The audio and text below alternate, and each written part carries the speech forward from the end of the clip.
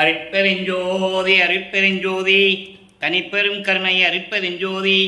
எல்லா உயிர்களும் இன்புற்று வாழ்க, வள்ளல் மலரடி வாழ்க வாழ்க, கொல்லா விரதம் குவளை எல்லாம் ஓங்குக, நல்லோர் நினைத்த நலம் பெறுக, நன்றி நினைத்த எல்லோரும் வாழ்க இசைந்து. உலக மக்களே, அறிவார்ந்த அன்பர்களே, ஆண்மநேய ஒருமைப்பாடுடைய அன்பர்களே, அருட்பெருஞ்சோதி ஆண்டவருடைய திருவிளையாடலை பார்த்து கொண்டிருக்கிறோம். அருட்பெருஞ்சோதி ஆண்டவருடைய திருவிளையாடல், இந்த பிரபஞ்சத்தில் ஏராளமான திருவிளையாடல்கள் நடந்து கொண்டிருந்தன. ஆனால் கலியுகத்தினுடைய கடைசி திருவிளையாடல், கிரேதயுகம், திரேதயுகம், துவாரயுகம் போன்ற யுகங்களிலேயும் திருவிளையாடல்கள் நடந்து கொண்டிருந்தன. கலியுகத்தினுடைய கடைசி திருவிளையாடல் நமது வளர்ப்பமான இந்த மண்ணுலகை வருவிக்க உற்று சுத்த சன்மார்க்கத்தை மகனிடம் கொடுத்து உலக மக்களை எல்லாம் சுத்த சன்மார்க்கத்தில் சேர்த்து உலக மக்கள் எல்லாம் இன்புற வாழ வேண்டும் என்பதற்காகவே இந்த திருவிளையாடலை செய்திருக்கிறார்கள். அருட்பெருஞ்சோதியுடைய திருவிளையாடல், கடைசி திருவிளையாடல் 1823 ஆண்டு தொடங்கி 30/1/1874 இரவு 12 மணி வரையிலும் அவருடைய திருவிளையாடல் தொடர்கிறது. திருவிளையாடல் என்பது சுத்த சன்மார்க்கம், அதாவது யுகங்களும் கிரேதயுகம், திரேதயுகம், துவாரயுகம், கலியுகம், ஒவ்வொரு யுகத்திற்கும் ஆயுள் உண்டு. அதன் பிறகு இதை ஆண்டவர்கள், ஏற்கனவே 5 தொழிலை படித்துக் கொண்டிருந்தவர்கள், பிரம்மன், திருமால், ருத்திரன், மகேஸ்வரன், சதாசிவம், இவர்களுக்கும் ஆயுள் உண்டு. அதே போன்று இந்த 4 யுகங்களிலும் தோன்றிய சமயங்களும் மதங்களும் மார்க்கங்களும் இவைகளுக்கும் ஆயுள் உண்டு. இந்த ஆயுள் காலம் முடியும் தருவாயில் உலக மக்களுக்கு ஒரு ஆன்மீக பாதை வேண்டும், ஒரு ஆன்மீக வழி வேண்டும், நெறி வேண்டும், இறை நெறி வேண்டும். அதற்காக சுத்த சன்மார்க்கத்தை படைத்து அதை தன் மகன் கையில் ஒப்படைப்பதற்காக ஒரு தாயின் வழியாக தனது மகனை, தனது செல்வ பிள்ளையை இந்த மண்ணுலகை வருவிக்க செய்தார் அருட்பெருஞ்சோதி ஆண்டவர். தன் மகனை வருவிக்க உற்ற பிறகு 1ஆம் ஆண்டிலிருந்து 8 ஆண்டுகள் வரையிலும் தன் மகனுக்கு எந்த விதமான அருளையும் கொடுக்கவில்லை. அவர் முன் எழுந்தி தோன்றி அருளவில்லை. 9வது ஆண்டு தொடக்கத்தில் நமது பிள்ளை பெருமான் அவர்கள் இந்த மண்ணுலகை வருவிக்க உற்று 9வது ஆண்டு தொடக்கத்தில், அதாவது ஆண்டாறு 3வது ஆண்டிலே ஆட்கொண்ட அருள் கடலே என்று கூறுவார். ஆரோடு 3வது ஆண்டிலே என்று கூறுவார். 6ஆம் திருமுறையில் வரும். ஆக 9வது ஆண்டிலே இறைவன் தன் முன் தோன்றி தன்னை ஆட்கொண்டதை உறுதி செய்கிறார் வல்லற்பமானவர்கள். 9வது ஆண்டிலே ஆட்கொண்ட பிறகு, மகனே, நீ என் மகன், என்னால் வருவிக்க உற்றவன், உனக்கு முன்பருவம் பின்பருவம் காட்டி அருளை செய்வேன் என்று சொல்லி புன்னகைத்து மறைந்து விடுகிறார். சிரிச்சுக்கிட்டே மறைஞ்சிடுறார். அப்போ நமது பிள்ளை பெருமானவர்களுக்கு ஒண்ணுமே புரியல. மறைப்பு நிலை ஏற்படுகிறது. இறைவனால் வருவிக்க உற்றவன் என்ற நிலை தெரிந்து விட்டது. அப்போ அவருடைய மனம் எப்படி இருக்கும்? மனம் ஒரு நிலையில் இல்லாமல் இறைவென்ற முறையீடு செய்கிறார். அப்போதான் 1ஆம் திருமுறை உருவாகிறது. திருவருள் முறையீடு மொத்தம் 232 பாடல்களை கொண்டது. ஒவ்வொரு பாடலிலும் இறைவன் எப்படி முறையீடு செய்கிறார், இறைவனால் வருவிக்க உற்ற பிறகு எப்படியெல்லாம் துன்பப்படுகிறார், வருத்தப்படுகிறார், எப்படியெல்லாம் அவமானப்படுகிறார் இந்த உலகியலிலே என்பதை ஒவ்வொரு பாடலிலும் தெளிவாக நமக்கு அருளியிருக்கிறார்கள். அதை பார்த்து கொண்டிருக்கிறோம். ஒவ்வொரு திருமுறையிலிருந்தும், ஒவ்வொரு பதிகத்திலிருந்தும், ஒவ்வொரு பாடலிலிருந்தும் எப்படியெல்லாம் இறைவனிலே அருளை பெற்றார் என்பதையும், இறைவன் எப்படியெல்லாம் வந்து திருவிளையாடல் செய்து கொண்டிருந்தார் என்பதையும் ஒவ்வொரு பாடலின் மூலமாக தெளிவாக நாம் பார்த்து கொண்டிருக்கிறோம். அந்த வகையில் இன்று நாம் பார்க்க வேண்டிய பாடல் 65வது பாடல், திருவருள் முறையீடு. திருவருள் முறையீடு பதிகம் 1, 1ஆம் திருமுறை, பதிகம் 6, 1ஆம் திருமுறை, 65வது பாடல். பாடலை நல்லா கவனிங்க. நரை உள்ளதே மலர் கொன்றை கொண்டாடிய நற்சடையாய், நற்சடை மேல் பிறை உள்ளதே, கங்கை பெண் உள்ளதே, பிறங்கும் கழுத்தில் கரை உள்ளதே, அருள் எங்கு உள்ளதே. கேட்கிறார். பெண், அதாவது இறைவனை உருவகப்படுத்துகிறார். எப்படி இந்த பிரபஞ்சம் தோன்றிய காலத்திலிருந்தே சமயங்களும் மதங்களும் மார்க்கங்களும் எப்படி சிவபெருமானை உருவகப்படுத்தின. சிவபெருமான் சைவ சமய தலைவன்.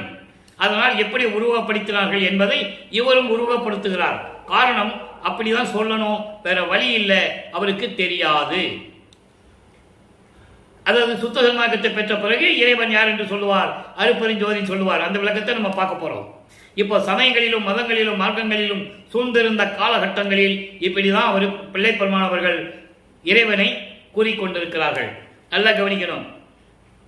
அருள் எங்கு உள்ளதே, இக்கடையனேன் குறை உள்ளதே என்று அரட்டவும் சற்றும் குறித்திலதே. இது பாடல். இந்த பாடல் இருக்கிற உண்மை பாருங்க, ரொம்ப அருமையா இருக்கும். ஒரு மனநிலை 9 ஆண்டுகள் நிறைந்த நமது பிள்ளை பெருமானவர்கள் இறைவனால் வருவிக்க விட்டவன் என்று தெரிந்த பிறகு அவருடைய மனநிலை எப்படி இருக்கும்? ஏன் இறைவன் அருளை கொடுக்கவில்லை என்ற நிலையை இந்த பாடலிலே நமக்கு அருளி இருக்கிறார்கள். பொருள் பாருங்க, தேன் சொரியும், அதாவது தேன் இருக்கின்ற புத்தம் புது மலர்களாகிய கொன்றை மலர்களை சடையில் சூரிய இறைவன். சிவபெருமானுக்கு பிடித்த மலர் கொன்றை மலர், வெற்றி வாகை சூடிய மலர் என்று சொல்லுவார் வல்லப்பமானவர்கள் ஒரு பாடலிலே. ஆக கொன்றை மலரை, புத்தம் புது கொன்றை மலரை, தேன் இருக்கின்ற புத்தம் புது கொன்றை மலர்களை சடையில் சூடிய இறைவன், உனது சடையில் பிறை சந்திரனை சூடியிருக்கிறாய், அதுவும் உள்ளது. கொன்றை மலர் உள்ளது, பிறை சந்திரன் உள்ளது. கங்கை என்ற ஒரு பெண்ணும் உனது தலையில் சுமந்து கொண்டிருக்கிறாய். கழுத்தில் கருப்பு நிறத்தில் கரை உள்ளது. கழுத்தில் கருப்பு நிறம் என்ன கரை?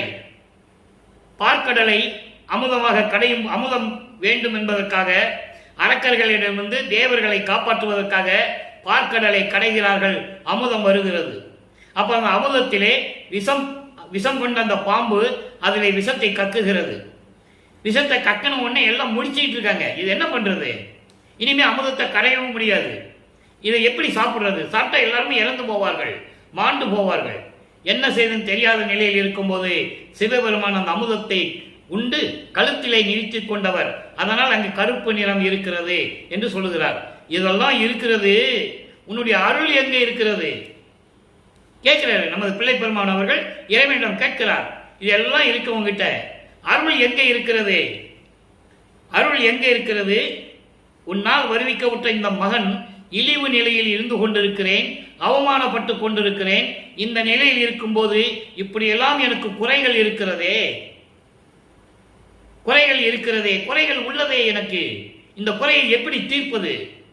சீக்கிரம் எனக்கு அருளை கொடுக்க வேண்டும், என் முன் எழுந்தருளி சீக்கிரமாக அருளை கொடுக்க வேண்டும் என்ற எண்ணம் கூட உனக்கு இல்லையே. அப்ப அருள் உனக்கு எங்கே இருக்கிறது? விரைவில் எனக்கு அருள்வாயாக என்று சொல்லி இந்த பாடலை அருளி இருக்கிறார்கள். இப்போ 13வது ஆண்டு தொடங்குகிறது. பிள்ளை பெருமான் அவர்கள் 13வது தொடக்கத்திலே திருவொற்றியூர் செல்லுகிறார். நல்லா கவனிக்கணும், இவர் விரும்பி செல்லவில்லை, இவர் மனம் தூண்டுகிறது. மனதை தூண்ட செய்கிறார் அருட்பெருஞ்சோதி ஆண்டவர். தன் மகனை பக்குவப்படுத்த வேண்டும், சமயங்களிலும் மதங்களிலும் மார்க்கங்களிலும் இருக்க செய்து மகனை பக்குவப்படுத்தி எல்லா துரிசுகளையும் நீக்க வேண்டும். அதுக்காக அருட்பெருஞ்சாண்டவர் திருவிளையாடல் செய்கிறாரே. நீ நேர மனதிடம் சொல்லுகிறார், மனம் முந்துகிறது, மனம் சொல்லுது திருவொற்றியூர் போகலாம் சொல்லுது. இவர் திருவொற்றியூர் சொல்லுகிறார். திருவொற்றியூர் சொல்லும் போது அங்கே 2ஆம் திருமுறை உருவாகிறது. அப்போது வள்ளற்பமன் அவர்கள் 2வது எட்டில் இருந்து கொண்டிருக்கிறார். 2வது எட்டு என்பது வருவிக்க உற்று 16 ஆண்டுகள் நிலைக்குள் இருந்து கொண்டிருக்கிறார். 16.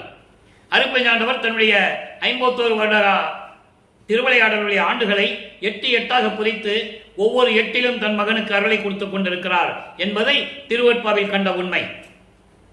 6 திருமுறைகளிலும் எப்படி இந்த நிலை இருக்கிறது என்பதை உணர்ந்து சுத்த சன்மார்க்கத்தில் இருந்து உணர்ந்து இறைவனுடைய தயவையும் கருணையும் பெற்றால் இந்த விளக்கம் கண்டிப்பாக கிடைக்கும். இப்ப 2ஆம் திருமுறையில என்ன சொல்றாரு? அவலத்து அலங்கள். பதிகம் 9 அவலத்து அலங்கள் 4வது பாடல். அவலத்து அலங்கள் என்பது இழிவு நிலைக்கு வருந்துதல், இறைவனிடம் சொல்லுதல். வருவிக்கு உற்ற பிறகு அவர் படுற துன்பங்களையும் அவமானங்களையும் துயரங்களையும் இறைவனிடம் சொல்லுகிறார். எப்படி? அழுத பிள்ளைக்கே பால் உணவளிப்பால் அன்னை என்பார்கள், அழ வழியில்லா கொழுந்து நேர் சிறு குலவிக்கும் கொடுப்பால், குற்றம் அன்றது மற்றவர் செயலே, தொழுது நீ நடி துதிக்கின்றோருக்கு எனவே துட்டனேனுக்கும் சூழ்ந்து அருள் செய்யலாம் செழுது மா தனிமலர் இசை மணக்க திகழும் ஒற்றியூர் தியாகமாமணியே. இது பாடல். பாடலுக்கு பொருள் பாருங்க. உலகியலிலே அழுத பிள்ளைக்கு, ஒரு குழந்தை அழுது கொண்டிருக்கிறது, அந்த குழந்தைக்கு பசி என்று நினைத்து தாய் பால் உணவு அளிப்பாள், பால் கொடுப்பாள். அளப்பொழாத குழந்தை இருக்கு, சின்ன குழந்தை, பச்சிளம் குழந்தை, இளம் தளிர் போல இருக்கின்ற குழந்தை. அவனுக்கும் தாய் பால் கொடுப்பாள். இது அவரவர் மனநிலையை பொறுத்தது. குழந்தை அழுதாலும் தாய் பால் கொடுப்பாள். குழந்தை அழ முடியாத குழந்தை, அழுக முடியாத குழந்தை, தளிர் போன்ற பச்சிளம் குழந்தை, அதுக்கும் தாய் பால் உணவு அளிப்பாள். இது அவரவர் தாய்க்கு ஏற்றபடி. அழுதாதான் குழந்தைக்கு பால் கொடுக்கணும் சில பேர் நினைப்பாங்க. சில பேர் அழாத குழந்தைக்கு கூட பிள்ளைக்கு பசிக்குமே, குழந்தைக்கு அழ தெரியல அப்படின்னு சொல்லுகிற பால் உணவு கொடுப்பாங்க. இது ஒவ்வொரு தாய்க்கும் அவங்களுடைய மனநிலையை பொறுத்தது என்று சொல்லுகிறார். அதான் சொல்றாரு, அழுத பிள்ளைக்கு பால் உணவு அளிப்பால் அன்னை என்பார்கள். அழுத பிள்ளைக்கு பால் கொடுப்பா தாய் என்று சொல்லுவார்கள். அள வலியில்லா பொழுது நேர் பச்சிலம் குழந்தை, தளிர் போன்று அழக்கூட தெரியாத குழந்தைக்கு கூட தாய் பால் கொடுப்பாள். அது குற்றம் அல்லது, மற்றவர் செயலே, அவரவர்களுடைய மனநிலையை பொறுத்தது. குழந்தை அழுதா பால் கொடுக்கணும்னு சில தாய்மார்கள் நினைப்பாங்க. சில தாய்மார்கள் குழந்தை அழுகல, நேரமாச்சே, குழந்தைக்கு பசிக்குமே என்று சொல்லி கூட பால் கொடுப்பார்கள். இது அவரவர்கள் மனநிலையை பொறுத்தது. ஆனால் தொழுது நின் நடி துயிக்கின்றோருக்கு எனவே உன்னுடைய திருவடியை நினைத்து வணங்குகின்றார்களே அவர்களைப் போலவே இந்த துட்டனுக்கும், துஷ்டன், உன்னால் வருவிக்கவுற்று இப்படிதான் நான் பெயர் எடுத்துக் கொண்டிருக்கிறேன், எனக்கும் சூழ்ந்து அருள் செய்யலாம். என்னிடம் முன் தோன்றி என் முன் தோன்றி எனக்கு நீயும் அருள் செய்யலாம். உனது மனநிலையை பொறுத்தது இறைவா. தொழுது செழுதுமா தனி மலரிசை மலக்க. அதாவது செழிப்போடு படர்ந்த கொடியில் பூத்த மலர் எப்படி இருக்கும், மனம் வீசிக்கொண்டிருக்கும். அதுபோல திருவொற்றியூரை சுற்றி மனம் வீசிக்கொண்டிருக்கின்ற பூஞ்சோலைகள் சூழ்ந்து கொண்டிருக்கின்ற திருவொற்றியூரில் இருக்கின்ற தியாகமாமணியே என்று கூறுகிறார். இறைவனிடம் வேண்டுகிறார். தன்னுடைய இழிவு நிலை, பட்ட துன்பங்களுக்கும் துயரங்களுக்கும் முடிவு இல்லை. ஆக சொல்றாரே, இப்படியெல்லாம் இருக்கும்போது நீ எனக்கு விரைவில் வந்து அருளை கொடுக்க வேண்டும் என்று சொல்லி இந்த பாடலை நமக்கு அருளி இருக்கிறார்கள். ஆக இரண்டாவது திருமுறையிலே முழுவதுமாக இந்த செயல்தான் தொடர்ந்து கொண்டிருக்கும். நமது இதுவரைக்கும் 8 பதியங்களை பார்த்திருக்கிறோம். ஒவ்வொரு பதியத்திலும் இதான் சொல்லுவார். மனதிடம் சொல்லுவது போல உலக மக்களுக்கு இந்த பாடலின் மூலம் அவருடைய மனநிலையை தெரிவித்துக் கொண்டிருப்பார். நமச்சிவாயம் என்று சொல்ல வேண்டும், சிவாலயம் என்று சொல்ல வேண்டும், ஏதோ சொல்லதான் செய்வாரு. காரணம், இவரும் சமயங்களும் மதங்களும் மார்க்கங்களும் எந்த நெறிகளை பின்பற்றி கொண்டிருந்தன அதையே தான் இவரும் பின்பற்றி கொண்டிருக்கிறார். திருநூறு பூசிக் கொண்டிருந்தார், உத்திராட்சி மலையை போட்டுக் கொண்டிருந்தார், கடுக்கான் அணிந்து கொண்டிருந்தார், எல்லாம் நடந்து கொண்டிருந்தது. காரணம், இருக்க வேண்டிய காலத்தின் கட்டாயம் இருந்து கொண்டிருந்தார். அப்போ அவருக்கு சுத்த சன்மார்க்கத்தை பற்றி தெரியாது, அருட்பெருஞ்சாண்டவரை பற்றியும் அவருக்கு தெரியாது, சொல்ல மாட்டார். ஆனால் சிவபெருமானை மதங்களும் இந்த சமயங்களும் மார்க்கங்களும் எப்படியெல்லாம் சொல்லிக் கொண்டிருந்தன அதே போன்று இவரும் நமது பிள்ளை பெருமான் அவர்களும் கூறிக்கொண்டிருக்கிறார்கள். இப்போ காலங்கள் ஓடுது. 3ஆம் திருமுறைக்கு வந்து கொண்டிருக்கிறார். 3வது எட்டில் இருந்து கொண்டிருக்கிறார். மூவட்ட 24 வருவிக்கவுற்ற 24 ஆண்டுகளுக்குள் என்ன நடந்தது? ஒண்ணுமே நடக்கல. இறைவன் வந்து முன் தோன்றி அருளை கொடுக்கவில்லை, எந்த விதமான பதிலும் இல்லை, புலம்பிக் கொண்டிருக்கிறார். இன்ப புகழ்ச்சி என்ற பதிகத்திலே 3ஆம் திருமுறையிலே 4வது பாடலை பார்க்க போகிறோம். பதிகம் 7 இன்ப புகழ்ச்சி. இன்ப புகழ்ச்சி என்பது இறைவனுடைய செயலை பற்றி புகழ்ந்து சொல்லுவது. புகழ்ந்து சொல்லும்போது ஒரு தாய் மகளிடம் சொல்லுவது போல, ஒரு தாய் மகளிடம் சொல்லுவது போல இந்த பாடலை நமக்கு அருளியிருப்பார்கள். அதை தான் பார்த்து கொண்டிருக்கிறோம். அதனுடைய நோக்கம் என்னவென்றால், உலகியலிலே ஒரு பெண் ஒரு ஆணை காதலிக்கிறாள். அப்ப அந்த பெண்ணுடைய தாய் தன் மகள் காதலிக்கிறாள் என்று தெரிந்து விட்டது. அந்த காதலனை பார்ப்பதற்காக விசாரிப்பதற்காக சென்று கொண்டிருக்கிறார். விசாரித்து விட்டார். அதே போன்று வல்லற்பமானவர்கள் இறைவன் மீது காதல் கொண்டுள்ளார். தன்னை தலைவியாகவும் இறைவனை தலைவனாகவும் வருணம் செய்து இறைவன் எப்படிப்பட்டவர் என்ற நிலையை உலக மக்களுக்கு சொல்லி, ஏனால் அந்த காலகட்டத்தில் நடந்த திருவிளையாடல் வேறு, உலக மக்களுக்கு சொல்லி இப்படிப்பட்ட இறைவனை நீ ஏன் விரும்பினாய் என்று நீங்கள் கேட்கலாம். உலக மக்களே, இப்படிப்பட்ட இறைவனிடம் ஏன் காதல் கொண்டிருந்தாய் என்று நீ கேட்கலாம், நீங்கள் கேட்கலாம் உலக மக்களே. அதனால் தான் என்னுடைய நிலையை உங்களுக்கு கூறிக்கொண்டிருக்கிறேன் என்று சொல்லி இந்த பதிகத்தில் இருக்கின்ற பாடல்களை நமக்கு அள்ளியிருக்கிறார்கள். அது ஒரு தாய் சொல்லுவது போல இனிமையாக எளிமையாக இந்த பாடலை நமக்கு அள்ளியிருக்கிறார்கள் என்பதை நீங்கள் புரிந்து கொள்ள வேண்டும். இப்ப பாருங்க,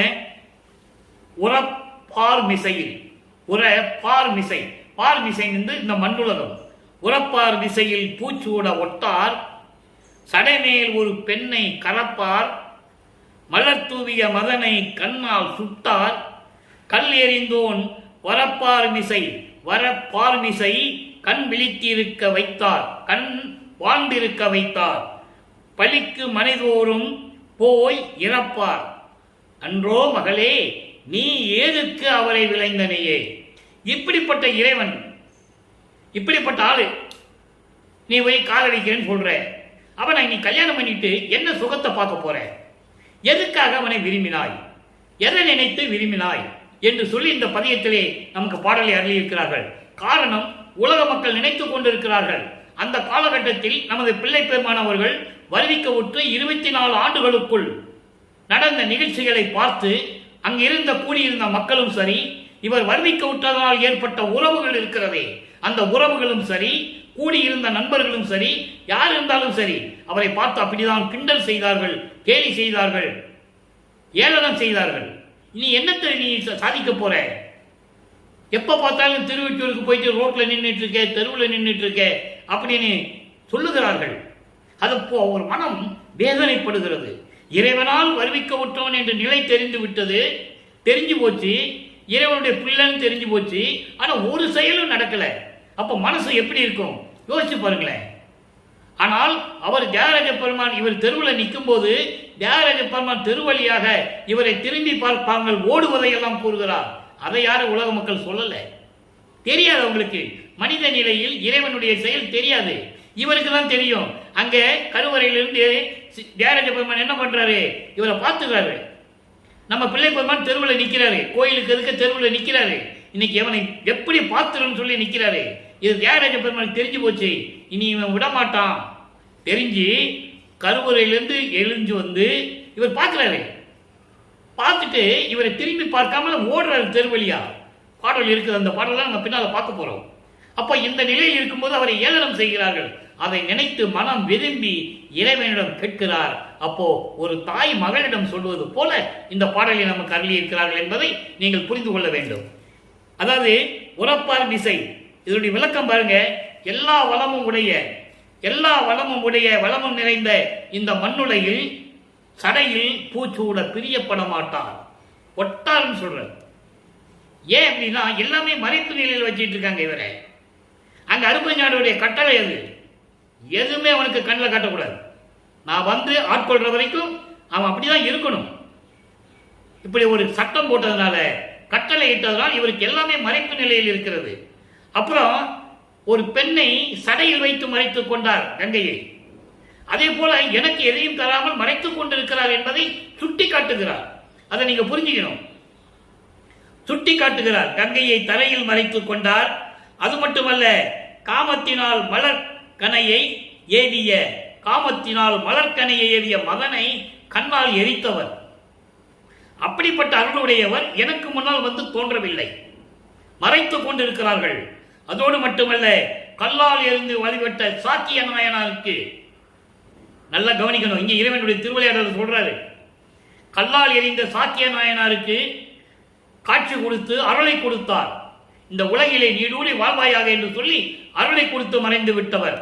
அதே போன்று என்னையும் வருவிக்க செய்து அருளை கொடுக்காமல் மறைந்து கொண்டிருக்கிறார்கள். தெளிவா சொல்றாரு. அதோடு மட்டுமல்ல,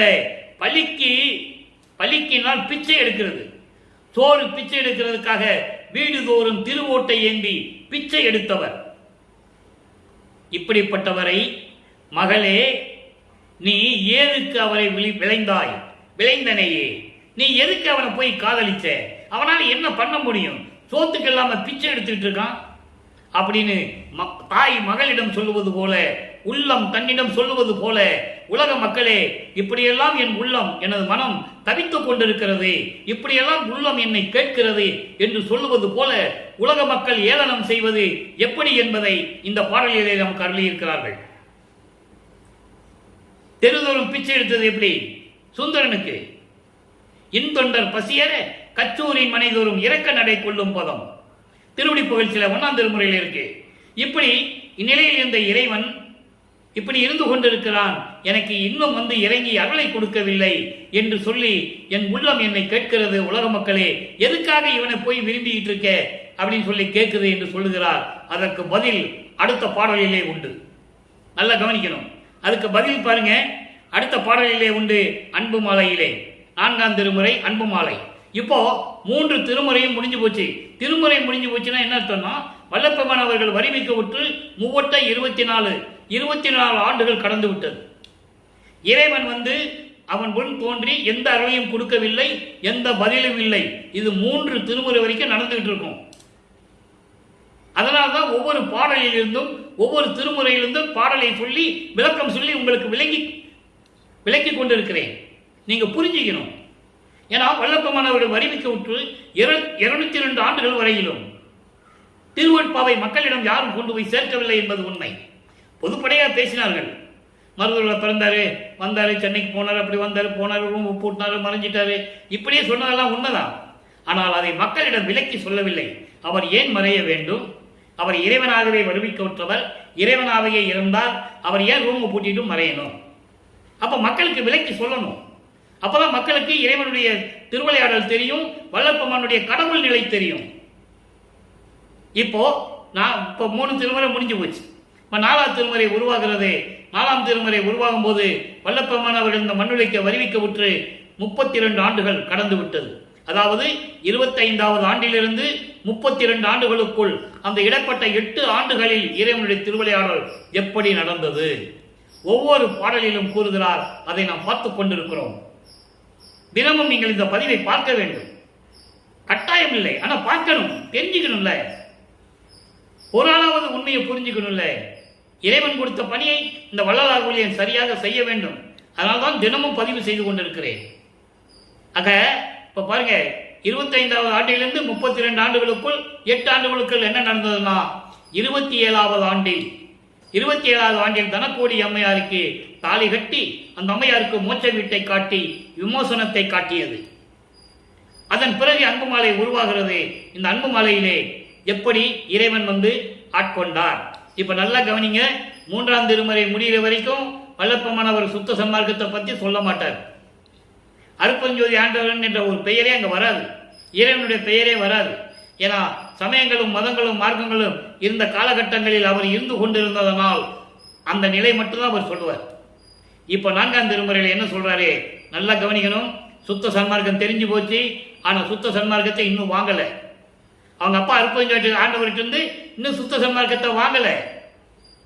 நல்லா புரிஞ்சுக்கணும் நீங்க. அதன் பிறகுதான் சுத்த சன்மார்க்கத்தை பெற்ற பிறகு 6ஆம் திருமுறையிலே இதெல்லாம் தேவையில்லை, அருப்பஞ்சோதி ஆண்டவர் தான் கடவுள் என்ற நிலையை கூறும்போது ஒவ்வொரு பாடலிலும் எப்படி நமக்கு அருளி இருக்கிறார்கள் என்பதை பார்க்க போகிறோம். இப்ப 4ஆம் திருமுறை பாருங்க. அன்பு மாலையிலே 21 பாடல், மொத்தம் 31 பாடல். இன்னைக்கு 21 பாடல் விளக்கம். ஒவ்வொரு பாடலிலும் இறைவன் எப்படியெல்லாம் அருள் செய்தார் என்பதை நாம் பார்த்தோம். ஆனந்த வெளியினிடை ஆனந்த வடிவாய் ஆனந்த நடம்புரியும் ஆனந்த அமுதே. இறைவன் எப்படி சொல்றாரு பார்க்கணும். நீங்க நல்லா கவனிக்கணும். இங்க நமச்சிவாயம் சிவாய நம ஓம் சிவ சிவா சிவ சிவா அந்த நிலையே வராதிங்க. தெரிஞ்சு போச்சவருக்கு கொஞ்சம் கொஞ்சமா மாறிக்கொண்டிருக்கிறார் தந்தையின் கட்டளையின்படி. வான் அந்த முதல் எல்லா அந்தமும் கண்டு அறிந்தோர் மதிக்கின்ற பொருளே வெண்மதி சூடிய செங்கனியே ஊனம் தங்கிய மாயை உடலில் இடுத்து இருந்தும் ஊனமில்லாது இருக்கின்ற உளவு அருளி செய்தாய். நீங்க அவர் முன் தோன்றுகிறார். என்ன சொல்றாரு, எப்படி அருளை கொடுத்தாரு, நல்லா கவனிக்கணும். நீங்க நான் அந்த உளவு கண்டு நடத்துகின்ற வகையும் நல்லவனே நீ மகிழ்ந்து சொல்ல வருவாயே. நல்லா கவனிக்க. நான் சொன்னது போல சுத்த சன்மார்க்கத்தை கையில வச்சிட்டு இருக்காரு அருப்பெருஞ்சோதி, இன்னும் மகன்கிட்ட கொடுக்கல. நல்லா கவனிக்கணும் நீங்க. அப்போ சமயங்களிலும் மதங்களிலும் மார்க்கங்களுடைய சூழ்ச்சி என்ன, அதான் உளவுன்னு சொல்றாரு. சூழ்ச்சி என்ன, அந்த ரகசியத்தை எப்படி உடைக்கிறது, அந்த ரகசியத்தை நீ தானே சொல்லணும். அப்ப நீ தானே வரணும். பொருள் பாருங்க. ஆனந்த வெளியினிடை பேரின்பமாக வெளியிலே ஆனந்த வடிவமாக பேரின்ப வடிவத்துடன் பேரின்பத்துடன் நடனம் புரியும் ஆனந்த அமுதே. இறைவனை சொல்றாரு. வான் அந்த முதல் எல்லா அந்தமும் கண்டு அறிந்தோர் மதிக்கின்ற பொருளே. எல்லா வெளிகளையும் கண்டு, நல்லா கவனிக்கணும், எல்லா வெளிகளையும் கண்டு, ஆகாயம் முதல் எல்லா வெளிகளையும் கண்டு அந்தங்களை கடந்து. 6 அந்தங்கள்: கலாந்தம், யோகாந்தம், போதாந்தம், நாதாந்தம், வேதாந்தம், சித்தாந்தம். இந்த அந்தங்களை எல்லாம் கண்டு தெரிந்தவர்கள் இருக்கிறார்கள். யாரு? பதத்தலைவர்கள், தேவர்கள். பதத்தலைவர்கள் யாருன்னா பிரமன், திருமால், ருத்திரன், மகேஸ்வரன், சதாசிவம். இவங்க பதத்தலைவர்கள். சூரியன், சந்திரன், நட்சத்திர பொருள்கள், இவங்கெல்லாம் ஒளி பொருள்கள். நல்லா புரிஞ்சுக்கணும் நீங்க. அதுக்கப்புறம் சப்தர்கள், சக்திகள். இங்க மண்ணுலகத்திலே முத்தர்கள், முனிவர்கள் எல்லாம் இருக்கிறாங்க. ஆக இவர்கள் எல்லோரும் மதிக்கின்ற பொருளே, எல்லாரும் சேர்ந்து வணங்கக்கூடிய முதல் பொருளே. முதல் பொருளே இறைவனே, வெண்மதி சூடி செங்கனியே, சடையிலே பிறைசந்திரன் சூடிய இறைவனே. இன்னும் அவர் அருட்பெருஞ்சோதின்னு சொல்லல, அவருக்கு நல்லா தெரியும். இருந்தாலும் நிலைகள் இன்னும் அவர் சுத்த சன்மார்க்கத்தை வாங்காததனால் அவர் அப்படியே சொல்லிட்டு இருக்கார். ஊனம் தங்கிய மாயை, அதாவது தீய குணமுடைய மாயை உடலிலே இருந்து கொண்டு ஊனமில்லாது இருக்கின்ற உளவு அருளி செய்தாய். நம் மாயைகளும் மயக்கங்களும் எப்படி இருந்தன, அவர்களை எப்படி நீக்குவது? ஆணவம், கண்மம், மாயை, மாமாயை, துரோதை. மாயைகளும் மயக்கங்களும் எப்படி இந்த உடம்பிலே இருந்து கொண்டு இருந்தன என்பதை எந்த விதமான குறையும் இல்லாது அந்த அனுபவ ரகசியத்தை, அந்த உளவை, சூழ்ச்சியை, அந்த ரகசியத்தை எப்படி இருக்கிறது என்று சொல்லி எனக்கு அருளி செய்தாய். அருளி சொன்ன இதெல்லாம் ரகசியம். இந்த ரகசியத்தோட சொல்லிட்டேன். என்ன ரகசியன்றது நம்ம பின்னால அருட்பெருஞ்சோதி 6வது திருமுறையில நம்ம பார்க்க போறோம். ரகசியத்தை மட்டும் சொல்லிட்டேன், என்ன ரகசியம் இப்ப சொல்லல, நல்லா புரிஞ்சுக்கணும். அப்போ என்ன ரகசியமோ அதை எனக்கு சொல்லிட்ட. நான் அந்த உளவை கண்டு, நான் அந்த ரகசியத்தை நீ சொல்லிட்ட. அந்த ரகசியம் எப்படிப்பட்ட ரகசியம், அது நடத்துகின்ற வழி வகைகள் என்ன, அது எப்படி நடைமுறைப்படுத்துவது, எப்படி செயல்படுத்துவது, எப்படி அதை நாம் கடப்பது, அந்தங்களை எப்படி கடப்பது, தத்துவங்களை எப்படி கடப்பது, இந்த மலங்களை எப்படி நீக்குவது என்ற ரகசியத்தை மட்டும் சொல்லிட்ட. சமயங்களிலும் மதங்களிலும் மார்க்கங்கள் இருக்குங்கிற ரகசியத்தை சொல்லிட்ட. சரி, இப்ப அந்த ரகசியத்தை நான் எப்படி கண்டு அதை எப்படி செயலாற்றணும், எப்படி அந்த ரகசியங்களை எல்லாம் பார்த்து நான் கடக்கணும், அதுக்கு நீ சொல்ல வரணும். அதுக்கு நீ மகிழ்ந்து சொல்ல வருவாயே நல்லவனே. மகிழ்ந்து எனக்கு சொல்லி இன்னைக்கு நீ முன்னால வந்து தோன்றி சொல்லணும்னு சொல்றாரு. அதுக்கு பதில் 6ஆம் திருமுறையில உண்டு. அதை தான் நம்ம பார்க்க போறோம். நல்லா கவனிக்கணும். என்ன பதில்? அருட்பெருஞ்சோதி அகவல்ல சொல்லுவாரு, ஏறா நிலை மீசை ஏற்றி எந்தனக்கே 6 காட்டிய அருட்பெருஞ்சோதி. நல்லா புரிஞ்சுக்கணும். காட்டிய அருட்பெருஞ்சோதி சொல்லும் போது இந்த நிலையில் இருக்கிறார். காட்டாரு மகனுக்கு தத்துவங்களை காட்டுகிறார். அப்ப அந்த தத்துவத்தை கடக்கணும். ஏறா நடுமிலை மீசை ஏற்றி என்றனை ஈண்டு 6 கடத்திய அருட்பெருஞ்சோதி. அப்போ சுத்த சன்மார்க்கத்தை வாங்கிட்டாரு.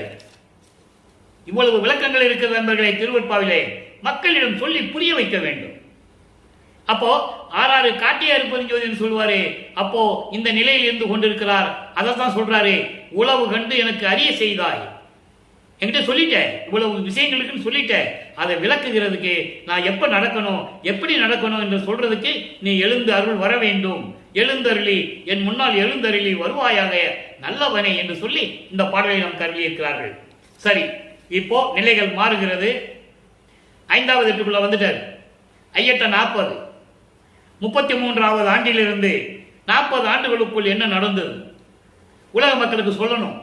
அப்போ பிள்ளை பெரு விண்ணப்பம் வைக்கிறார். நமது பிள்ளை பெருமான் அவர்கள் பெரு விண்ணப்பத்தில் சொல்றார். அதுதான் பிள்ளை பெருமான். வள்ளல் பெருமான் மக்களால் அழைக்கப்பட்டவர். திரு அற்ப வள்ளலார் அந்த பெயர் நிலைத்து விட்டது. ஆனால் தன் மகனுக்கு செல்வப்பிள்ளை என்று பெயரிட்டவர் அருட்பெருஞ்சோதி. அதனால்தான் நான் பிள்ளை பெருமான் என்று சொல்லுவது உண்டு, வள்ளல் பெருமான் என்றும் சொல்லுவது உண்டு. இப்ப பிள்ளை பெருவிண்ணப்பம் பாருங்க, 110வது பாடல். இப்ப சுத்த சன்மார்க்கத்தை வாங்குற 33வது ஆண்டு தொடங்கி 40 ஆண்டுகளுக்குள் இந்த 8 ஆண்டுகள் என்ன நடந்தது? சென்னையை விட்டு கிளம்பி அங்கே சிவஞான வெளிக்கு செல்லுகிறார். சிவஞான வெளிக்கு சென்று அங்கே தத்துவங்களை கடக்க வேண்டும் என்ற உளவு அந்த உளவை, அந்த ரகசியத்தை, அந்த சூழ்ச்சியை தன் மகனுக்கு சொல்லிக் கொடுக்கிறார். அதன் பிறகு தத்துவங்களை கடந்த பிறகு சாகா கல்வி கற்றுக் கொடுக்கிறார். ஏமசித்தி ஏற்கனவே வாங்கியாச்சு. அதான் நம்ம அன்புமலையில் ஏற்கனவே நம்ம பார்த்துட்டோம். ஏமசித்தி வாங்கியாச்சு. ஏமசித்தி என்பது பொருள் பொன் செய்கிற மட்டும் இல்லை, பொன் செய்கின்ற வித்தை மட்டும் அல்ல, அருள் செயல்களையும் கண்டறிவது. ஒரே நேரத்தில் எந்த இடத்துல எப்படி வேணாலும் இருக்கலாம், எத்தனை இடங்கள்ல வேணாலும் ஒரே உருவத்தில் இருக்கலாம், பல உருவங்களில் எப்படி வேணாலும் இருக்கலாம். அதான் ஏமசித்தி, அருளினுடைய செயல். அதான் ஏமசித்தி. அப்ப இவர் நினைச்சார், நான் நொடி பொழுதில் அங்கே இருப்பாரு, 16வது வெளியில் இருப்பாரு. இவர் எந்த நிலைக்கு இருந்து கொண்டிருக்கிறார் என்பதை பிள்ளை பெருமானால பெருவிண்ணப்பத்தில் பார்க்க போறோம்.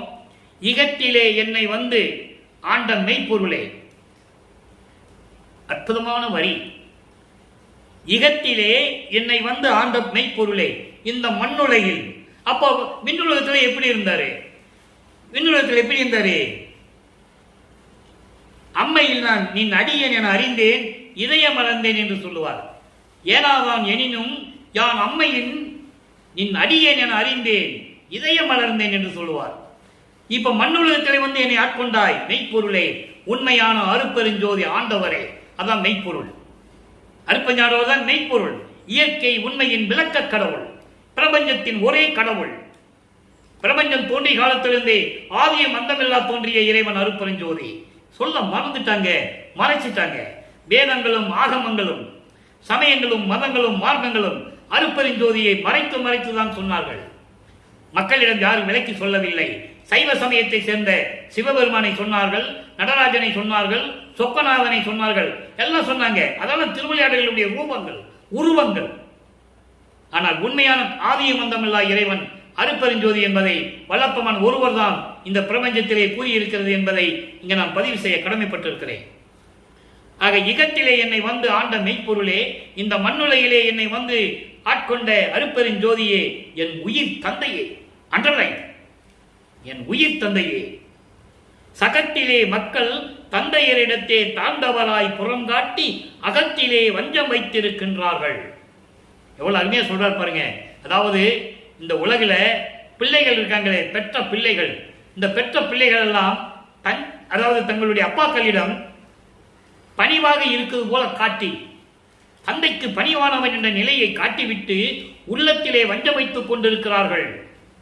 உலகிலே அருமையா சொல்ற, என்னதான் பிள்ளைகளை வளர்த்தாலும் சரி, எந்த பிள்ளையும் தந்தையை அதாவது மகிழ்வாக வைத்துக் கொள்ளவில்லை என்பதை இந்த பாடலிலே கூறுகிறார்.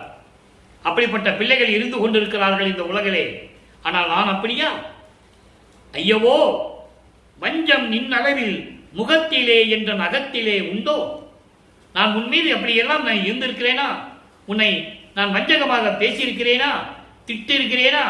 நான் உள்ளத்திலே ஒன்று வைத்து புறத்திலே ஒன்று நான் உன்னிடம் நான் பேசியிருக்கிறேனா? என் முகத்தில் தெரியுதா? என் உள்ளத்திலேயாவது தெரியுதா? கிடையவே கிடையாது. என் அப்பா, ஐயோ முதல்வா.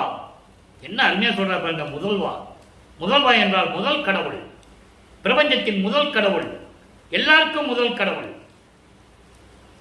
எல்லா தேவர்களுக்கும் கடவுள்.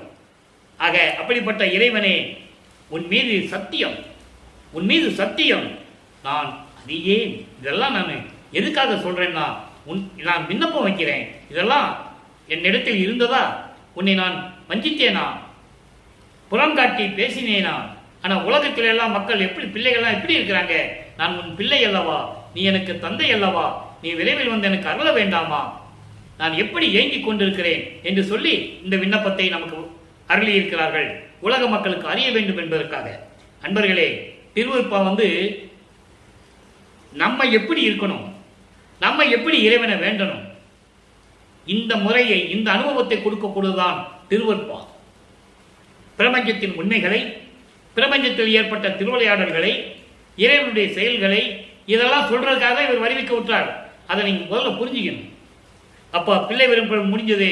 இப்போ ஆன்ம தரிசனம், ஆன்ம தரிசனம் பதிகம் 22, ஆன்ம தரிசனம் 7வது பாடல். நல்லா கவனிங்க. ஆன்ம தரிசனம் எப்படி இருக்கும்? சமயங்களிலும் மதங்களிலும் மார்க்கங்களிலும் இந்த ஆன்மா எப்படி துன்பப்பட்டது? சுத்த சன்மார்க்கத்தை வாங்கிய பிறகு இந்த ஆன்மா எப்படி சந்தோஷமா இருக்கு? உலக மக்களுக்கு சொல்லணும்ல, துன்பப்பட்டதை மட்டும் சொன்னா எப்படி? அதனால இந்த பாடலை நமக்கு அருளி இருக்கிறார்கள். பாருங்க. சாதியும் மதமும் சமயமும் தவிர்ந்தே சரியாச்சா?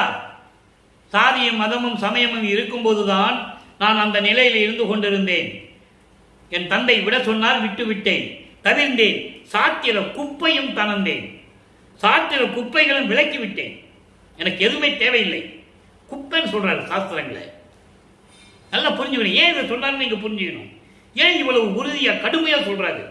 இறைவனே சொல்றாரு, அதை படைத்த இறைவனே சொல்றாரு போது நீ யோசிக்கணும். இதனால் மக்களுக்கு எந்த விதமான பலனும் இல்லை. அதனால் நானும் அதை விட்டு விட்டேன். நீதியும் நிலையும் சத்திய பொருளும் நித்திய வாழ்க்கையும் சுகமும் ஆதியும் நடுவும் அந்தமுமில்லா அருப்பெருஞ்சோதி என்று அறிந்தேன். எப்படி சொல்ற பாருங்க. சாதியும் மதமும் சமயமும் பொய்யென ஆதியில் உணர்த்திய அருப்பெருஞ்சோதி, சாதியை மதமும் சமயமும் காணா ஆதியநாதையாம் அருப்பெருஞ்சோதி. இதெல்லாம் நீதான் என்று நான் புரிந்து கொண்டேன். நீதி, நல்லது கெட்டது, உன்னுடைய அருள் நிலைகள், சத்திய பொருள், நீ உண்மையான கடவுள், நித்திய வாழ்க்கை, அழிவில்லாத வாழ்க்கை, பேரின்பமான சுகம், ஆதியும் அந்தமும் நடுவும் இல்லாது அருப்பெருஞ்சோதி நீ என்று நான் அறிந்தேன். சொல்லிட்டாரா? இப்போ இனிமே இந்த நமச்சிவாய, சிவாய நம, ஓ நம சிவா, சிவசிவாலாம் வரவே வராது. காரணம், அன்றைய காலகட்டங்களில் இறைவனுடைய திருவிளையாடலால் அங்கு இருந்தார். அருப்பெருஞ்சாண்டவர் இருக்க செஞ்சார். தெரிஞ்சுக்கணும், மகன் தெரிஞ்சுக்கணும், அதை உலக மக்களுக்கு சொல்லணும். அதான் முக்கியம். அதுல இருந்துகிட்டு அதுல இருந்து வந்த பிறகு உலக மக்கள்கிட்ட சொல்லணும். இதுல எந்த விதமான பலன் இல்லைன்னு சொல்லணும். அதுக்கு தான் அங்க இருக்க வச்சாரு. அப்படி அருப்பெருஞ்சோதி நீதான் என்று அறிந்தேன். ஓதிய அனைத்தும் நீ அறிந்தது. இங்க நான் சொன்னதெல்லாம் நீ அறிந்தது தானே. நான் இல்லாதது சொல்லல, பொல்லாதது சொல்லல, பொய் சொல்லல, உண்மையாக சொன்னேன். நான் சொன்னதெல்லாம் நீ அறிந்தது. நான் உரைப்பது என் அடிக்கடி உனக்கே. உனக்கு அடிக்கடி நான் இதெல்லாம் சொல்லிக்கிட்டு இருக்கணுமா? எதுக்காக சொல்லணும்? ஒரு இடம் சொன்ன போதாதா அப்படின்னு சொல்லி இந்த ஆத்ம தரிசனத்திலே இந்த விளக்கத்தை நமக்கு கொடுத்திருக்கிறார். நல்லா புரிஞ்சுக்கணும். அப்ப சமயங்களையும் மதங்களையும் மறுபடியும் விட்டு வந்துட்டாரு. அப்ப நம்ம என்ன பண்ணணும்? அதை விட்டுட்டு சுத்த சமாஜத்துக்கு வந்துடணும். அங்கேயே இருந்து விட்டு கூடாது. 2 கால் வச்சுக்க கூடாது. சேத்துல ஒரு கால், ஆத்துல ஒரு கால்னு சொல்லுவாங்க உலகில். அதனால அங்க ஒரு கால், இங்க ஒரு கால் வைக்க கூடாது. ஒண்ணு இருந்தா அங்க இருந்துரு, இறைவனுடைய அருள் கிடைக்காது. இங்க வந்தா இறைவனுடைய அருள் கிடைக்கும். பிறவி இல்லை, பிறவி துன்பம் இல்லை. சுத்த சன்மார்க்கத்தில் இருக்கிறவர்களுக்கு பிறவி துன்பம் இல்லை, பிறவி இல்லை. இறைவனுடைய திருவடியிலே இருந்து மகிழ்ந்து கொண்டிருக்கலாம். ஆக அதுதான் சொல்றாரு. இப்ப பாருங்க, சிவ தரிசனம் 1வது பாடல். சிவ தரிசனம் சொன்ன உடனே நீங்க சிவங்கிட்ட போயிடக்கூடாது. சிவ தரிசனம் என்பது அருப்பெருஞ்சோதி ஆண்டவருடைய தரிசனம். அதுக்காக ஏங்குகிறார், வேண்டுகிறார். எப்படி வேண்டுகிறார்? திருவுடையாய் சிற்றபை வாழ் சிவபதியே. சிவபதியேனா அருப்பெருஞ்சோதி. எல்லாம் செய்யவல்ல தனித்தலைமை சித்த சிகாமணியே. எல்லா அருளையும் உடையவனே, சிற்றபையில் வாழ்ந்து கொண்டிருக்கின்ற எனது இறைவனே, எல்லாம் செய்யவல்ல, எல்லாம் வல்ல ஒரு தனித்தலைமை சித்த சிகாமணியே. சித்த சிகாமணி என்பது என் உள்ளத்தில் இருக்கின்ற சுத்த சன்மார்க்க தலைவனே என்று பொருள். அதான் சித்த சிகாமணி. என் உள்ளத்தில் அமர்ந்து கொண்டு அருளை செய்து கொண்டிருக்கின்ற, அருளை கொடுத்து கொண்டிருக்கின்ற என் உள்ளத்து தலைவனே, சுத்த சன்மார்க்க தலைவனே என்று சொல்லுகிறார். அடுத்து சொல்ற பாருங்க, ஒரு உடை என் உயிருக்கு உயிராய் ஒளிர்கின்ற ஒளியே. பேரழகு உடைய, பேரழகு உடைய என் உயிருக்கு உயிராய் விளங்கிக் கொண்டிருக்கின்ற அருப்பெருஞ்சோதி ஆண்டவரே. அதான் ஒளிர்கின்ற ஒளியே என்று சொல்லுகிறார். அருப்பெருஞ்சோதி ஆண்டவரே, உண்ணுதோறும் என் உள்ளத்தை ஊறுகின்ற அமுதே. அன்பர்களே, என்ன போர் அடிக்கிறதுலாம் நீங்க நினைக்கூடாது. ஏன்னா ஒரு பாடல் சொல்லி விளக்கம் சொல்லி திருவிளையாடலை சொல்லும் போது திருவருட்பால் இருக்கின்ற உண்மை உங்களுக்கு புரியணும். கற்பனை இருக்கக்கூடாது, வேணும்னு சொல்ற மாதிரி இருக்கக்கூடாது. அதை நீங்க புரிஞ்சுக்கணும். மற்ற ஆன்மீக சொற்பொழிவுலாம் அவங்க எது வேணா பேசுவாங்க. பாடலை சொல்லி, பாடலுக்கு விளக்கம் சொல்லி, அந்த பாடலிலே எப்படி இறைவனுடைய திருவிளையாடல் நடந்தது என்பதை உலக மக்களுக்கு தெரியப்படுத்த வேண்டும். அப்போ என் உள்ளத்தில் ஒளிந்து கொண்டிருக்கின்ற அருப்பெருஞ்சோதி என்று சொல்லும் போது அவர் உள்ளத்தில் இருந்து கொண்டிருக்கிறார் இறைவன். உன்னை நினைக்கும் போதெல்லாம் என் உள்ளம் அமுதம் போன்று ஊறுகிறது. பசி எடுத்த போதெல்லாம் அந்த அமுதத்தை நான் முன்னுகின்றேன். அருவுடைய பெருவெளியாய், அருவமான நிலையில் பெருவெளியில் இருக்கின்ற இறைவனே, அங்கே விளங்கும் வெளியாய், இறைநிலையில் இருந்து கொண்டு விளங்குகின்ற வெளியாய் இருக்கின்ற இறைவனே, அதற்கு அப்பாலுமாய் அதுக்கு அப்பால் இருக்கிறது தான் பரவெளி, பரம்பரவெளி, பராபரவெளி, அதுக்கப்புறம் சிவஞான வெளி, சுத்த சிவானந்த வெளி. அதான் 16வது நிலை, கடவுள் நிறைந்த அம்மையமத நிலை. அந்த நிலையை சொல்லுகிறார். அப்பாலுமாய் நிறைந்த அருப்பெருஞ்சோதியனே, அங்கே பரிபூர்ணமாக இருந்து கொண்டிருக்கின்ற அருப்பெருஞ்சோதி ஆண்டவரே. அடுத்து சொல்றா பாருங்க, மறுவுடையால் சிவகாமி வள்ளி மணவாளா வந்து அருள்க, அருள்ஜோதி தந்து அருள்க விரைந்தே. சிவகாமி வள்ளியின் கணவனே, விரைவில் வந்து எனக்கு அருப்பெருஞ்சோதியை கொடுத்து எனக்கு விரைந்து வந்து அருள் கொடுப்பாயாக என்று சொல்லி இந்த சிவ தரிசனத்திலே வேண்டுகிறார். வேண்டிட்டாரா? அடுத்து பதில் வேணும்ல. வேண்டிட்டாரு, அருப்பெருஞ்சோதியை கொடுன்னு கேட்கிறாரு, அதுக்கு கொடுத்துருக்கணும்ல. திருவிளையாடல் எப்படி நடக்குது? பதிகம் 110, தனித்திருளங்கள் 150வது பாடல். என் உடலும் என் உயிரும் என் பொருளும் நின்ன என இசைந்தது அஞ்ஞான்றே. அஞ்ஞான்றே என்ன? இதற்கு முன்னால் யுகங்களில் என் உடல் பொருள் ஆதி அத்தனையும் உன்னது என்று சொல்லி நான் ஏற்கனவே நடந்த யுகங்களிலே நான் உனக்கு கொடுத்து விட்டேன். அஞ்ஞான்றே, அந்நாளிலே கொடுத்து விட்டேன். உன்னிடை நான் கொடுத்தனன், உன்னிடம் நான் கொடுத்துட்டேன். அதுக்கப்புறம் நீ என்னால் முன்னால் வருவிக்க விட்டு ஒரு தாயின் வழியாக இந்த மண்ணுலைக்கு வருவிக்கப்பட்டு இந்நாளில் சொல்லுவாரு. இஞ்ஞான்று சொல்றாரு பாருங்க. இஞ்ஞான்று எப்படி சொல்றாரு பாருங்க, நல்லா கவனிக்கணும். ஏற்கனவே நான் சென்ற யுகங்களிலே ஊழி தோறும் ஊழி குலப்பராது ஓங்கி வாலி என்று எனக்கு வாய்த்த நன்னிதின்னு சொன்னேன். அது மாதிரி ஒவ்வொரு யுகத்திலையும் நான் இருந்தேன்னு சொல்லுவார். அதோடு மட்டுமல்ல, அப்பவே நான் உனக்கு கொடுத்துட்டேன். என் உடல் பொருள் ஆவி அத்தனையும் உன்னிடம் நான் கொடுத்து விட்டேன் அந்நாளில். அதுக்கப்புறம் மற்ற என்னிடை வேறு ஒன்றும் இல்லை உடையாய். இப்ப இந்த மண்ணுலகத்தில் இருக்கிறேன், உன்னால வருவிக்க விட்டு இந்த மண்ணுலகத்தில் இருந்து கொண்டு இருக்கிறேன். இப்ப என்கிட்ட ஒண்ணு இல்லை, நான் ஏற்கனவே கொடுத்துட்டேன். சென்ற யுகங்களிலே உனக்கு கொடுத்துட்டேன். இப்ப என்கிட்ட கொடுக்கறதுக்கு என்ன இருக்கு? ஒண்ணுமே இல்லை. புன்னிகரேன் குற்றம் எல்லாம் பொறுத்து. புன்னிகரேன் என்றால் புல் நிகரேன், புல்லுக்கு சமமாக இருந்து கொண்டிருக்கிறேன். ஒரு புல்லு எப்படி இருக்குமோ அந்த நிலையில் நான் இருந்து கொண்டிருக்கிறேன். என்னுடைய குற்றங்களை எல்லாம் மன்னித்து, சமயங்களிலும் மதங்களிலும் மார்க்கங்களில் இருக்கும் போது நான் செய்த அந்த தவறுகள் இவர் செய்யல, ஆட்டோமேட்டிக்காக வந்துருச்சு. சமயங்களிலும் மதங்களில் இருக்கிற அந்த நெறிகளை பின்பற்றி அதெல்லாம் நான் நீக்கி எல்லாவற்றையும் பொறுத்து, அதுவும் போதாமல் இதெல்லாம் போதாது என் மகனுக்குன்னு சொல்லி என்னோடு புணர்ந்து கொண்டே, என்னோடு கலந்து கொண்டு நின் நிகழ் என்று என்னை வைத்தாய் இஞ்ஞான்று. அஞ்ஞான்று வேறு, அஞ்ஞான்று அப்போதான் பல யுகங்கள் இருக்கும்போது உனக்கு நான் அப்பவே கொடுத்துட்டேன். இப்போ என்கிட்ட வந்து மண்ணுலகத்தில் கொடுக்கறதுக்கு என்ன இருக்கு? ஒண்ணு இல்லை.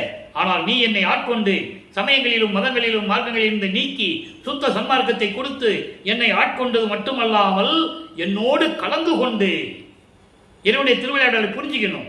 அப்ப இறைவன் எங்க இருக்கிறாரு? இவர் உடல்ல இருக்கிறாரு. இப்ப அருப்பெருஞ்சோதி தனியா இல்லை, கலந்து கொண்டு தன் நிகர் என்று என்னை வைத்தாய், உனக்கு நான் சமமானவன் என்று சொல்லி, அருப்பெருஞ்சோதியும் செல்வப்பிள்ளையும் ஒன்று என்று சொல்லி ஒரே நிலையில் என்னை வைத்துக் கொண்டாய், என்னை இறைவன் ஆக்கினாய். இஞ்ஞான்று உன் என் கொடுப்பேன் நின் தன்மைக்கு. ஐயோ அந்தோ, இந்த தன்மைக்கு, உன்னுடைய அருள் செயலுக்கு, உன் அருள் பாங்கிற்கு நான் என்ன கைமாறு செய்ய போகிறேன் என்று எனக்கு தெரியவில்லையே என்று சொல்லி இந்த திருவிளையாடலை நமக்கு அருளி இருக்கிறார்கள் வல்லப்பமானவர்கள் என்பதை நான் பதிவு செய்ய கடமைப்பட்டிருக்கிறேன். அடுத்து பாருங்க, இப்போ சொல்லிட்டார்ல, இப்போ உன் நிகருக்கு என்னை வைத்து விட்டான்னு சொல்லிட்டாரு. அப்ப அப்படியே இறைவனுடைய திருவிளையாடல் என்னென்ன நடந்திருக்கும்? மெய்யருள் வியப்பு, அந்த அருள் எப்படி கிடைச்சிருக்கும்? 112வது பதிகம் மெய்யருள் வியப்பு 71வது பாடல். இதுக்கு முன்னால பார்த்த பாடலுக்கு இங்க பதில். எப்படி? சிறுக்கி முதல்வோர் 5 தொழிலும் செய் என்று என்னையே செல்வ பிள்ளையாக்கி வளர்க்கின்றாய். அற்புதம், அற்புதமான வரி. சிறுக்கி முதல், சிறுக்கி என்றால் படைத்தல், படைத்தல் முதல் காத்தல், அழித்தல், மறைத்தல், அருளல், இந்த 5 தொழிலையும் என்னிடம் கொடுத்து வளர்ப்பு, என்னிடம் கொடுத்து செயலாற்றுவதற்காகவே என்னை செல்வ பிள்ளையாக்கி வளர்க்கின்றாய். தன் மகனுக்கு விட்ட பெயர் செல்வப்பிள்ளை. கொல்லை என இன்பம் கொடுத்தாய், நினது செல்வப்பிள்ளை என எற்கு பெயரிட்டாய். அற்புதமா இருக்க அந்த பாடல். தென்னமுதம் அளித்தாய், சன்மார்க்க சங்கத்தை வைத்தாய், எந்தாய் கருணை இது. அருமையான பாடல் உண்டு திருவருட்பாவிலே. அதை இங்க சொல்றாரு, செல்வ பிள்ளையாக்கி வளர்க்கின்றாய். இது என்னையே, இது எப்படி இருக்குன்னா, என்னையே தெருட்டி திற்பொற்பதத்தை காட்டி அமுதம் ஊட்டியே, என்னை அருள் பக்குவமாக்கி அருள் அனுபவத்தை ஒரு பொக்கிஷமாக்கி உனது திருவடியினுடைய அருளை எனக்கு காட்டி அமுதம் ஊட்டினாய். அமுதம் கொடுத்தாய் என்று சொல்லவில்லை.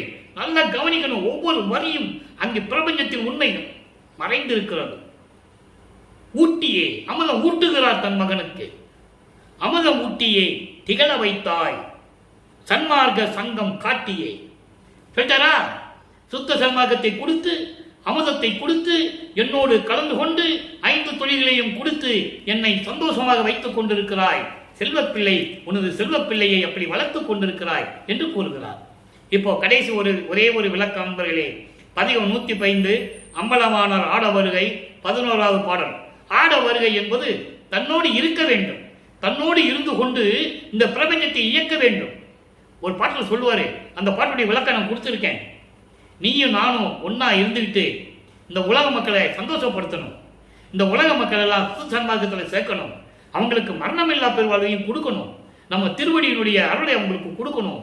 நம்ம 2 பேரும் ஒன்னா சேர்ந்தாதான் இதை சந்தோஷமா செய்ய முடியும்னு ஒரு பாடல சொல்லியிருப்பாரு.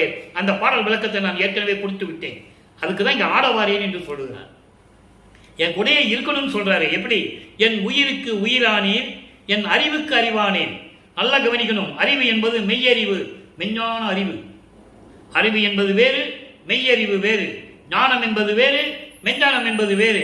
இறைவனுடைய அருளை பெற்றவர்கள் சமயங்களிலும் மதங்களிலும் மார்க்கங்களிலும் தவம் இருந்து, யாரை நினைச்சு தவம் இருந்தாலும் சரி, பிரம்மன் திருமால் யாரை நினைச்சிருந்தாலும் அவங்க அளவுக்கு மட்டும்தான் அருளை கொடுக்க முடியும். எக்ஸ்ட்ராலாம் கொடுக்க முடியாது, எக்ஸ்ட்ராலாம் கொடுத்துக்க முடியாது. ஆக அவங்க எல்லாம் ஞானம் பெற்றார்கள், மெஞ்ஞானம் அடையவில்லை என்பதை ஒரு பாடலிலே சொல்லுவார். நான்முகத்தோனும் திரு நெடுமாலும் மெஞ்ஞானம் என்னும் வான்கொண்டு வான்முக கண்கொண்டு காணாமல் தேடியும் தம் உருமாறியும் என்று சொல்லுவார்கள். மெஞ்ஞானம் இருந்திருந்தால் இறைவனுடைய அடியும் முடியும் பார்த்திருப்பார்கள். திருமால் பன்றி என உருவெடுத்து பல ஆண்டுகால தேடியும் திருவடியை பார்க்க முடியவில்லை. பிரம்மன் அன்னப்பறவையாக உருவம் எடுத்து மேலே சென்று பல யுகங்களாக இருந்தும் கூட இறைவனுடைய திருமுடியை பார்க்க முடியவில்லை. ஆனால் மெஞ்ஞானம் இல்லை என்று சொல்லுவார். யாருக்கு மெஞ்ஞானம் இல்லை? அருப்பஞ்சோதி ஆண்டவருக்கு மெஞ்ஞானம் உண்டு, அதே போன்று எனக்கும் உண்டு என்று சொல்லுகிறார். என் அறிவுக்கு அறிவானேன், என்னுடைய அன்பில் கலந்தேன், என்னுடைய உள்ளத்தில் இருந்து கொண்டிருக்கிறேன், உள்ளத்து இருந்தேன், எனது தனி தந்தையரே. எப்படி சொல்றாரு பாருங்க. தந்தையை கூட தனி தந்தைன்னு சொல்றாரு. அதை நீங்க புரிஞ்சுக்கணும், மக்களுக்கு விலக்கி சொல்லணும். இப்படியெல்லாம் சொன்னாதான் அவருடைய அருள் தெரியும். தனி தந்தை என்பது அருள் வல்லமை படைத்த யாருக்கும் கிடைக்காத. அருப்பஞ்சாண்டவருக்கு யார் குழந்தை? இவர் ஒருத்தர் தான். அதான் இவர் தனி தந்தை என்று சொல்லுகிறார். ஒப்பற்ற நிலையில் இருந்து கொண்டிருப்பவர், ஆதியும் அந்தம் இல்லாமல் இருக்க அருட்பெருஞ்சோதி, அப்படிப்பட்ட இறைவன் என்னுடைய தந்தை என்று சொல்லுகிறார். எனது தந்தை என் ஒருமை சத்குருவே. ஒருமை என்பது இதற்கு நிறைய விளக்கங்கள் இருக்கு. இந்த ஒருமை என்ற வார்த்தைக்கே விளக்கம் சொல்லணுமா 1 மாசம் பேசணும், அவ்வளவு விளக்கம் இருக்கு. ஆண்மநேய ஒருமைப்பாடும் சொல்லலாம். ஒருமை என்றால் ஒத்த கருத்து உள்ளவர் என்று சொல்லலாம், ஒன்றோடு ஒன்று கலந்தவர் என்று சொல்லலாம். ஆக என்னோடு ஒன்றாய் ஒன்று கலந்திருக்கின்ற சத்குருவே, அதான் ஒருமை சத்குருவே என்று சொல்லுகிறார். என்னுடைய நாயகரே ஆடவாரி, என்னுடைய நாயகனே அருட்பெருஞ்சோதியே, என்னோடு இருந்து கொண்டு இந்த பிரபஞ்சத்தை இயக்க நீயும் வர வேண்டும். அதான் ஆடவாரியர் என்பது. ஆடவாரியர் என்பது பிரபஞ்சத்தை இயக்கணும், நீ என் கூட இருக்கணும், இருந்தாலும் நான் செய்ய முடியும். அதுக்கான காரணத்தை சொல்றாரு இன்னொரு பாட்டுல. ஒவ்வொரு பாட்டுக்கும் ஒரு தொடர்பு உண்டு நண்பர்களே. அந்த பாட்டுல என்ன சொல்றாரு தெரியுமா? பிரம்மன், திருமால், ருத்திரன், மகேஸ்வரன், சதாசிவன் 5 பேரும் 5 தொழில்களை தனித்தனியா செஞ்சுட்டு இருந்தான். நீ மொத்தமா தூக்கி என்கிட்ட கொடுத்த. ஆக்கி அளித்தல் முதலாம் தொழில் ஓர் 5ஐயும் தேய்க்கு அமுது நீசை என்றான்.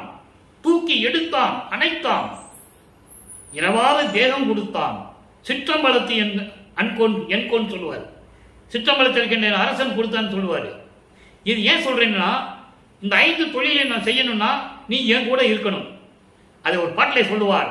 5 தொழிலும் என்பால் அளித்தனை அது கொண்டு செய்வகை தெரிவித்து அண்டர்லைன், செய்வகை தெரிவித்து ஒன்றாய் சேர்ந்து என்னோடு இருத்தல் வேண்டும்.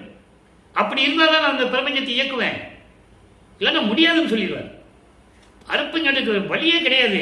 பிரிந்த சக்தியோடு இணைய வேண்டும். தன் மகனோடு 2 கலந்து கொள்ளுகிறார். இவர் போகல, அவர் தான் வராரு. அவர் சென்று தன் மகனை இறைவனாக்கி பிரபஞ்சத்தை இயக்க வைக்கிறார். எனவே அன்பர்களே, இன்றைய இறைவனுடைய திருவிளையாடலை பார்த்திருக்கிறோம். மீண்டும் நாளை திருவிளையாடல் தொடரும். இதுவரையில் பார்த்த விளக்கங்களுடைய விளக்கம் உங்களுக்கு புரிந்திருக்கும்.